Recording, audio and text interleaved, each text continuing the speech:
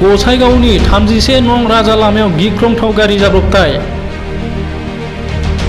दिनै हरनि 2:30 समाव बे जाब्रबथाया जादोंमोन।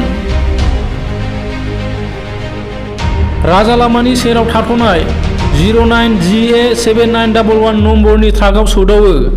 शिलंनिफ्राय सिलिगुरि फारसे थांबाय थानाय 01PC2295 नम्बरनि सिमा STC बासआ।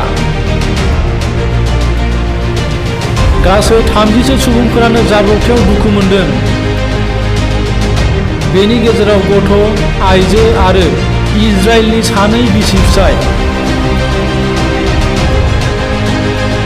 जाथाय जानायनिफ्राय दुखु मोननाय सुबुंफोरखौ गसाइगावनि हाब्रुबिलाव थानाय RNB देहा फाहामसालियाव लाबोनाय जायो। बेनि गेजेरावनो माखासेखौ गोजौ थाखोनि थाखाय दैथायहरदों।